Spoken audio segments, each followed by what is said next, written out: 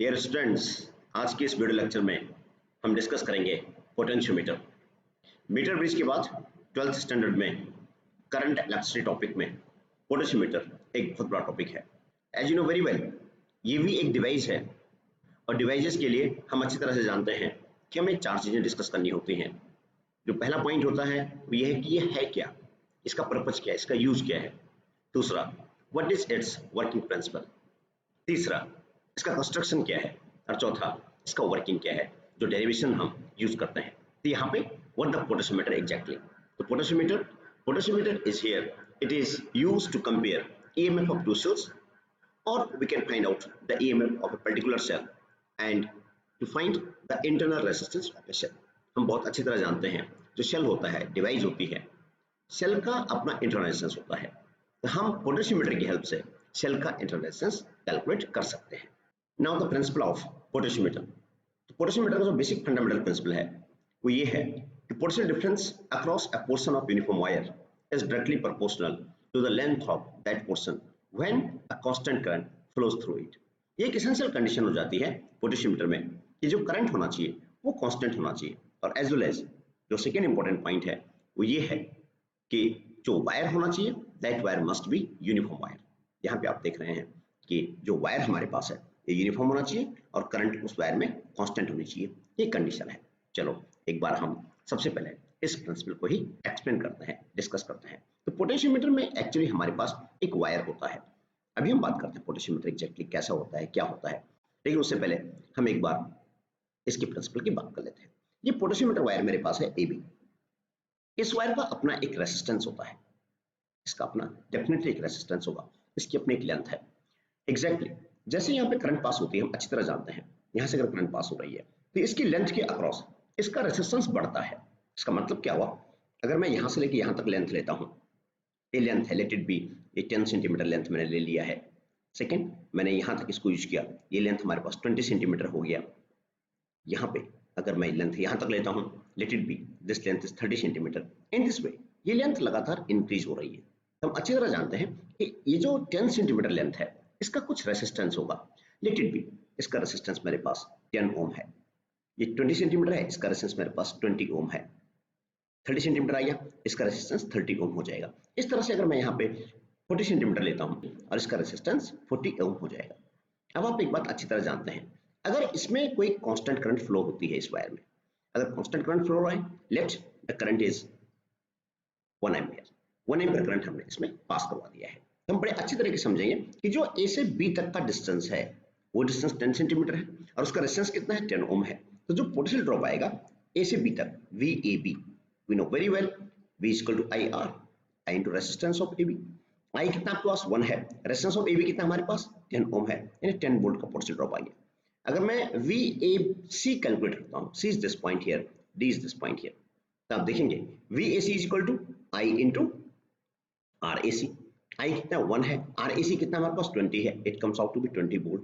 Similarly अगर मैं VAD calculate करता हूँ, VAD is equal to I into RAD, हमें देखेंगे यहाँ पे I कितना 1 है, RAD कितना हमारे पास, इट इज जस्ट 30 सेंटीमीटर है। आपका आंसर कितना आ जाएगा, 30 वोल्ट आ जाएगा। इस तरह से हम एक चीज देख रहे हैं कि जैसे जैसे लेंथ बढ़ रही है, यहाँ से अगर हम पॉइंट A को, लेट इट बी, जो पॉइंट A है इसको मैंने 100 वोल्ट पे अज्यूम कर लिया है, ये 100 वोल्ट पे है, तो डेफिनेटली A से B तक जाने में हमारे पास कितना परसेंट ड्रॉप हो गया। आपने देखा A से B तक पहुंचने में, यहाँ से यहाँ तक पहुंचने में हमने देखा ये परसेंट ड्रॉप कितना है, 10 वोल्ट का परसेंट ड्रॉप है। इसका मतलब यहाँ पर वोल्टेज कितना बचेगा, 90 वोल्ट बचेगा। 100 में से 90 माइनस कर देंगे, आपका 10 वोल्ट का परसेंट ड्रॉप यहाँ पर आ गया है। अगर हम यहाँ पर देखते हैं C पॉइंट पर, तो यहाँ से यहाँ तक ये जो परसेंट ड्रॉप हुआ है ये आप देख रहे हैं 20 वोल्ट का हुआ है। इसका मतलब यहाँ पर कितना आ जाएगा, 80 वोल्ट आ जाएगा। फिर यहाँ पे कितना आ जाएगा, यहाँ पे 70 वोल्ट आ जाएगा। इस तरह से जो पोटेंशियल ड्रॉप हो रहा है, पोटेंशियल लगातार डिक्रीज हो रहा है, ये हम समझ सकते हैं इस बात को। A से B तक कितना है, 10 वोल्ट का ड्रॉप हुआ। A से C तक देखते हैं 20 वोल्ट हो गया, A से D तक देखते हैं 30 वोल्ट हो गया। इस तरह से जैसे जैसे लेंथ आगे बढ़ रही है, ये लेंथ हम आगे बढ़ रहे हैं, इंक्रीज कर रहे हैं, वैसे वैसे हमारे पास पोटेंशियल ड्रॉप बढ़ता है। तो इसका प्रिंसिपल है कि potential drop across a portion of uniform wire is directly proportional to length of that portion. ये एसेंशियल कंडीशन होती है कि जो वायर होना चाहिए, this wire must be uniform wire. ये वायर हमारे पास यूनिफॉर्म वायर होना चाहिए। यूनिफॉर्म वायर होने का यहाँ पे जो मीनिंग है, जो यूज है, वो यूज ये है कि हमारे पास दो चीजें कांस्टेंट हो जाती है। पहली चीज जो कांस्टेंट होती है यूनिफॉर्म वायर में वो ये है, इसका जो क्रॉस सेक्शनल एरिया है वो यूनिफॉर्म होना चाहिए, uniform cross sectional area CSA. It means area A become constant, the first condition. And second condition is the composition of wire is uniform. Uniform composition. Uniform composition का मतलब ये है कि इसकी जो रेसिस्टिविटी है वो रेसिस्टिविटी रो क्या हो जाएगी, कांस्टेंट हो जाएगी. These are the important result drawn from this uniform wire. Let you prove the principle of potentiometer. तो हम अच्छी तरह जानते हैं as potential drop across a wire, ये हमारे पास होता है V is equal to I into R. हम अच्छी तरह जानते हैं V is equal to I, R क्या होता है, resistivity rho L upon A, ये हमने यूज कर लिया. और अभी हमने देखा था कि जो यूनिफॉर्म वायर का मतलब होता है किसका एरिया भी कांस्टेंट है, यहाँ पे क्रॉस सेक्शनल एरिया भी कांस्टेंट है और एज वेल एज रेसिस्टिविटी भी हमारे पास कांस्टेंट है. ये दोनों चीज हमारे पास कांस्टेंट आ गई है.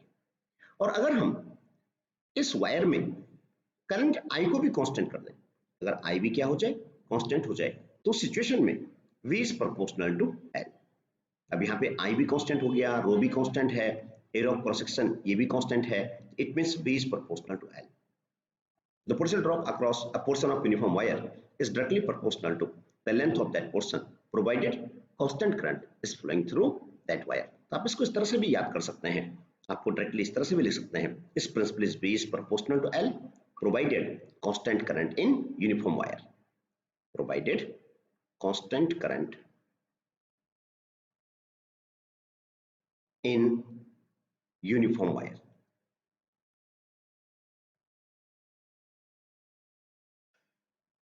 It is the working principle of potentiometer. Here we concluded for potentiometer V is proportional to L. Let you remove the proportionality and we have to introduce a constant and this constant is K, KL. जो K constant हमने use किया है इसका एक अलग से नाम है and it is called as potential gradient. Potential gradient. तो जो potential gradient हम यूज कर रहे हैं ये पोटेंशियोमीटर वायर की प्रॉपर्टी होती है, उसके लिए एक कैरेक्टरिस्टिक वैल्यू होती है. तो यहां से अगर हम समझते हैं कि इसको क्या हो जाएगा V by L, इसके यूनिट क्या आ जाएंगे हमारे पास, its unit become here volt पर मीटर या वोल्ट पर सेंटीमीटर में भी हम इसको यूज कर सकते हैं. अब यहाँ पे किसी बेस्ट पोटेंशियोमीटर के लिए जो K होना चाहिए, जो पोटेंशियल ग्रेडियंट हमने डिफाइन किया है, इसका वैल्यू बहुत कम होना चाहिए, K must be less here. ये हम इस तरह से भी समझ सकते हैं कि जैसे हमारे पास मीटर स्केल होता है, तो मीटर स्केल का जो लीस्ट काउंट है, तो सिंपल स्केल हमारे पास है मीटर स्केल, तो मीटर स्केल का जो लीस्ट काउंट होता है वी नो वेरी वेल, जो कम से कम लेंथ हम मेजर कर सकते हैं वो 1 मिलीमीटर होती है, that is equal to 0.1 centimetre, the least count of metre scale. For vernier callipers the least count is 0.01 centimetre and for screw gauge the least count is 0.001 centimetre. In this way जो measurement में accuracy होगी वो screw gauge में accuracy ज्यादा होगी, क्योंकि decimal के 3 place तक यहाँ पे हम कैलकुलेट कर रहे हैं. The same thing is here, यहाँ पे पोटेंशियोमीटर में K जितना कम होगा, पोटेंशियल ग्रेडियंट जितना कम होगा, उतना रिजल्ट, उतनी रीडिंग हमारी बेस्ट होगी. किसी पोटेंशियोमीटर में K को लेस करने के लिए जो हमारे पास फर्स्ट मेथड होता है, हम पोटेंशियोमीटर वायर की लेंथ को बढ़ा देते हैं. मीन्स अगर हमारे पास दो पोटेंशियोमीटर गिवन है, we having potentiometer A and B and whose length of wire is LA and LA is greater than that of the LB. Let it be जो A की लेंथ है वो हमारे पास 10 मीटर है और जो B की लेंथ है ये हमारे पास 5 मीटर है. तो हम जिस पोटेंशियोमीटर की लेंथ ज्यादा होगी वायर की उसको यूज करेंगे. It means LA, this one will be preferred, क्योंकि हम जानते हैं V is equal to KL and therefore K is equal to क्या होता है V by L. तो जिसकी लेंथ ज्यादा होगी उसके लिए K लेस हो जाएगा. Here in this example आपको पोटेंशियल ड्रॉप V और लेंथ के अक्रॉस दो ग्राफ गिवन है, one is for the potentiometer P, second for the Q. Question ये है which of the potentiometer is to be used for the purpose. हम अपने प्रैक्टिकल में किस पोटेंशियोमीटर को यूज करेंगे. तो हम अच्छी तरह जानते हैं कि जिस पोटेंशियोमीटर वायर की लेंथ ज्यादा होगी वो हमारे लिए ज्यादा बेटर होगा. तो कैसे पता करेंगे, आप सिंपली एक काम कीजिएगा, V is equal to KL, you know very well. तो हम एक काम करेंगे कि पोटेंशियल V को हम सेम कर देंगे. V को हमने सेम कर दिया है, ये मैंने पोटेंशियल V को सेम कर दिया है. पोटेंशियल V को सेम करने से हमने यहाँ से चेक किया हमें दो लेंथ में मिल गई है, one is for P and another for Q is here. In this way, for same B, the length for Q is greater than the length for P is here. In this way, जो Q potentiometer है इसको हम use करेंगे, it is to be used, इसको हम use करेंगे क्योंकि जिस पोटेंशियोमीटर की लेंथ ज्यादा होगी उसके लिए K की वैल्यू कम हो जाएगी, पोटेंशियल ग्रेडियंट उसका कम हो जाएगा और उससे रीडिंग में जो एक्यूरेसी होगी वो बेटर हो जाएगी। अब यहाँ पे जो सामने आप apparatus देख रहे हैं, जो डिवाइस देख रहे हैं, यही डिवाइस हमारे पास पोटेंशियोमीटर होता है। इस पोटेंशियोमीटर में जो वायर की लेंथ होती है, यहाँ से लेकर यहाँ तक जो आप अच्छी तरह देख रहे हैं, ये लेंथ 1 मीटर होती है, यहाँ से लेकर के और यहाँ तक की जो लेंथ है इट इज 1 मीटर। ये मीटर स्केल हमारे पास है, हम जो मेजरमेंट करते हैं, जो लेंथ में मेजर करनी पड़ती है वो हम इस स्केल के ऊपर मेजर कर लेते हैं। तब यहाँ पे बहुत अच्छी तरह देख सकते हैं कि यहाँ पे इस एक जो हमने स्ट्रिप यूज किया है इसमें दो वायर कनेक्टेड है, यहाँ से फिर दो वायर यहाँ पे कनेक्टेड हो गए हमारे पास। अगर हम इस पोटेंशियोमीटर में देखते हैं तो यहाँ इस पॉइंट ए से लेकर के और पॉइंट बी तक जो टोटल इसकी लेंथ है वायर की, वो वायर की लेंथ 10 मीटर है। पोटेंशियोमीटर वायर हमारे पास जो है LAB, ये हमारे पास यहाँ पे 10 मीटर है। फॉर मैथमेटिकल मैनिपुलेशन मैंने यहाँ पे पोटेंशियोमीटर वायर यूज किया है AB। इसकी एक बात आपने ध्यान में रखना है कि इसकी लेंथ 1 मीटर भी हो सकती है, लेकिन स्ट्रिक्टली जैसे मीटर ब्रिज की लेंथ 1 मीटर होती है वो इसकी कंडीशन नहीं है। इसका लेंथ 1 मीटर हो ये जरूरी नहीं है, इसकी लेंथ कुछ भी हो सकती है। और हम अच्छी तरह समझ गए हैं कि जिस पोटेंशियोमीटर की लेंथ ज्यादा होगी वो ज्यादा बेटर होगा। ओके, अब यहाँ पे पोटेंशियोमीटर को स्टडी करने के लिए हमारे पास एक मेन सर्किट होता है, एक ड्राइविंग सर्किट होता है। तो ड्राइविंग सर्किट हम यहाँ ड्रॉ कर रहे हैं। यहाँ पे आपके पास एक ड्राइविंग सेल होता है, ये मेन सेल होता है जिससे इस सर्किट में करंट पास होती है।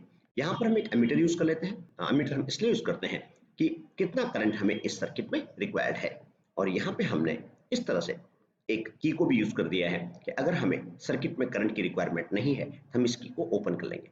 अभी मैंने इस की को क्लोज कर रखा है, दिस वन। ये हमारे पास रेजिस्टेड होता है। रेजिस्टेड का मतलब होता है कि अगर हम इस रेजिस्टेंस को कम या ज्यादा कर सकते हैं, चेंज कर सकते हैं अपनी करंट के अकॉर्डिंग। यहाँ पे ये मेन सेल होता है and this cell is the driving cell here. इसको हम ड्राइवर सेल भी हम इसको बोल लेते हैं। ये सबसे इंपॉर्टेंट सेल ये होता है, जो मेन सर्किट में करंट फ्लो होती है वो इसी सेल से फ्लो होती है। अब जिस EMF को हमने फाइंड आउट करना होता है उस EMF को इस पॉइंट ए से कनेक्ट करके इस तरह से उस सेल को हम यहाँ लगा देते हैं और उसके साथ एक गैल्वेनोमीटर को लगा करके और उसके साथ साथ हम यहाँ जॉकी जे को टच कर लेते हैं। अब यहाँ पे ये सेल कितना है, लेट इट बी E0। यहाँ पे पोटेंशियोमीटर को समझने के लिए, इसके कनेक्शन के लिए दो एसेंशियल कंडीशंस होती हैं। अगर ये कंडीशंस फॉलो नहीं होती हैं तो हम इस पोटेंशियोमीटर सर्किट से EMF को फाइंड आउट नहीं कर सकते या फिर हम किसी भी एक्सपेरिमेंट को परफॉर्म नहीं कर सकते। तो दो एसेंशियल कंडीशन क्या है? Number 1, the EMF of driving cell must be greater than the EMF of all other cell used in circuit. जो ड्राइविंग सेल का EMF होना चाहिए वो हमेशा ज्यादा होना चाहिए अदर सेल से। दूसरा इंपॉर्टेंट पॉइंट कि जो पॉजिटिव टर्मिनल है, जितने भी सेल हम यूज कर रहे हैं उन सेल्स का पॉजिटिव टर्मिनल पॉइंट ए से कनेक्टेड होना चाहिए। तो पॉइंट ए से कनेक्ट होना चाहिए। जैसे आप सामने डायग्राम में देख रहे हैं, यहाँ पे जो ड्राइविंग सेल है उसका पॉजिटिव टर्मिनल ए पर आ गया, एज वेल एज जो दूसरा सेल है उसका पॉजिटिव टर्मिनल भी ए पर आ गया है। Let you discuss how to find out the null point. तब यहाँ पे इस टॉपिक को समझने के लिए मैंने दो सर्किट को यहाँ पे ड्रॉ कर दिया है। Let the circuit number 1 is 2 here। अगर मैंने यहाँ पे जो EMF यूज किया है, this EMF is equal to let it be 2 volt. अब यहाँ पे जैसे ही हमने इस जॉकी को यहाँ टच किया, जॉकी हमारे पास होती है जो मीटर ब्रिज में हमने यूज की थी, अगर हमने यहाँ पे चेक किया इसको, दिस वन इज AJ1। अगर हम यहाँ चेक करते हैं तो आप अच्छी तरह देख रहे हैं यहाँ पे टच करने से जो AJ1 लेंथ है, ये लेंथ हमारे पास कम है। लेंथ कम होने से क्या हो जाएगा आप अच्छी तरह समझते हैं। अगर लेंथ कम है तो जो पोटेंशियल ड्रॉप V होता है V is proportional to L के ऊपर। यहाँ पे लेंथ कम है तो पोटेंशियल ड्रॉप भी कम आ जाएगा। It means late it B यहाँ पे जो पोटेंशियल ड्रॉप आया है वो 1.5 वोल्ट का आया है। ये मैंने अज्यूम कर दिया 1.5 वोल्ट का पोटेंशियल ड्रॉप इनके बीच आ गया, यानी पॉइंट ए का पोटेंशियल 1.5 वोल्ट है, J1 का पोटेंशियल 0 है। तो पोटेंशियल ड्रॉप कितना है 1.5 वोल्ट का ए और J1 के बीच में आ गया है, क्योंकि लेंथ कम हमारे पास है। अब हम अच्छी तरह जानते हैं ये जो सेल हमारे पास है, इस सेल का EMF कितना है 2 वोल्ट है। Current flows from high potential to low potential.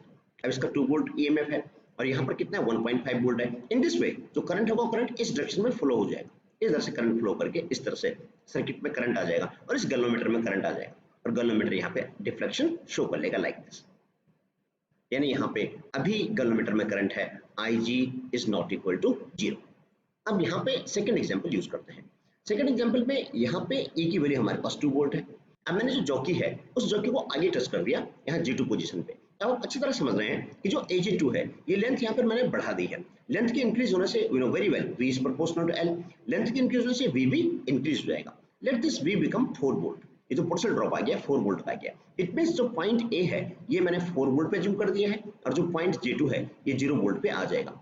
इसका मतलब क्या हुआ कि पॉइंट A पे पोटेंशियल 4 वोल्ट का है। अब हम अच्छी तरह जानते हैं current flows from high potential to lower potential. Point A का पोटेंशियल कितना है 4 वोल्ट है और ये जो सेल हम यूज कर रहे हैं इसका पोटेंशियल इसका EMF कितना है 2 वोल्ट है। Current flows from high potential to low potential. अब यहाँ पे करंट इस डायरेक्शन में फ्लो हो जाएगी, यहाँ फ्लो हो जाएगी इन दिस वे। अब जो गैल्वेनोमीटर में करंट है अब भी Ig is not equal to 0 in this way. यहाँ पर जो डिफ्लेक्शन होगा वो अपोजिट डायरेक्शन में आ जाएगा, पहले के रेस्पेक्ट में डायरेक्शन डिफ्लेक्शन के अपोजिट हो जाएगी। अब हम अगर इस मेन केस को डिस्कस करते हैं तो थर्ड केस मैंने ये डिस्कस कर रखा है यहाँ पे। It is here, late it B. जैसे ही मैंने इसको जॉकी को यहाँ अब न तो मैंने बहुत क्लोज टच किया है ना ही फार अवे टच किया है, मैंने इन बिटवीन टच कर दिया है। यहाँ पे सिचुएशन इस तरह से हो जाती है कि लेंथ ऐसे एडजस्ट हो जाती है कि जो V इक्वल टू KL होता है that become equal to 2 volt. अब यहाँ पे जो EMF हम यूज कर रहे हैं ये भी 2 वोल्ट का है और यहाँ पे इस पॉइंट का पोटेंशियल ये भी कितना आ गया 2 वोल्ट आ गया और यहाँ पर क्या है 0 वोल्ट हमारे पास आ गया। तो इनके बीच का जो पोटेंशियल ड्रॉप है वो पोटेंशियल डिफरेंस भी कितना आ गया, ये भी हमारे पास 2 वोल्ट आ गया। तो इन दिस वे अब यहाँ से इस हाई पोटेंशियल से 2 वोल्ट से इसमें कोई करंट पास नहीं होगी। इन दिस वे इस गैल्वेनोमीटर में Ig बिकम इक्वल टू 0 और ये गैल्वेनोमीटर कोई करंट को शो नहीं करेगा। जो पॉइंट आता है इस पॉइंट को हम नल पॉइंट कहते हैं और जो लेंथ होती है ये बैलेंस लेंथ होती है and this length is L is here. In this वे जब भी हम किसी सेल के लिए डिस्कस करते हैं, अभी तक हमने पढ़ा था कि V is proportional to L के, लेकिन जब बैलेंसिंग लेंथ हमारे पास आती है नल पोजीशन हम फाइंड आउट कर लेते हैं, नल पॉइंट को हम फाइंड आउट कर लेते हैं, उस टाइम पे this V can be replaced by E and E is proportional to L। तो यहाँ से जो EMF हमें कंपेयर करना है, जिस EMF को हमें फाइंड आउट करना है उस EMF को हम directly proportional to balancing length के लिख सकते हैं। To answer this question based on the topic we discussed here, two cells of EMF E1 and E2 and is given E1 is greater than E2 are connected as shown. When potentiometer is connected between A and B, the balancing length is 300 cm, and when connected between A and C, the balancing length is 100 cm. Find the ratio E1 upon E2. Now here आपको given है कि potentiometer को हमने A और B के बीच में connect किया है। Let you connect the potentiometer between A and B. तो आपको गिवन है कि इसका जो बैलेंसिंग लेंथ है, this balancing length is 300 cm.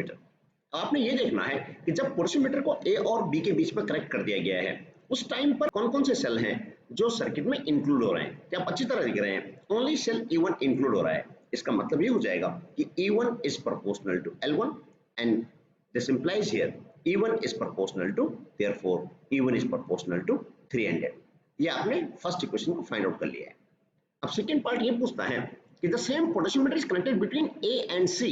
अगर हम A और C के बीच में सेम पोटेंशियोमीटर को यहाँ कनेक्ट करते हैं, पोटेंशियोमीटर इज हियर और आपने A और C के बीच में इसको कनेक्ट कर दिया है, तो आप ये देखेंगे कि यहाँ पे आपके पास कौन कौन से सेल्स हैं जो सर्किट में आ रहे हैं। तो आप अच्छी तरह देख रहे हैं कि दोनों सेल E1 एंड E2 अब दोनों सर्किट के अंदर आ गए हैं। अगर दोनों सेल सर्किट के अंदर आ गए हैं तो यहाँ पे नेट EMF कितना हो जाएगा, तो यहाँ पे इस सिचुएशन में नेट EMF हो जाएगा हमारे पास E1 माइनस E2। ऐसा क्यों? क्योंकि जो दोनों सेल्स हैं वो सेल्स रॉन्गली कनेक्टेड है। आप समझ सकते हैं यहाँ से इसका भी नेगेटिव इसके नेगेटिव टर्मिनल से कनेक्टेड है, ये रॉन्गली कनेक्टेड है। और आपको बैलेंसिंग लेंथ इस सिचुएशन में गिवन है वो कितनी है 100 सेंटीमीटर है। तो अगर हम पोटेंशियोमीटर प्रिंसिपल को यूज करते हैं तो हम जानते हैं EMF E1 minus E2 is proportional to L2। In this way E1 minus E2 is proportional to L2 कितना हमारे पास, it is here 100 is here. Is equation number 2 is here. अब हम इसको इजीली सॉल्व कर सकते हैं।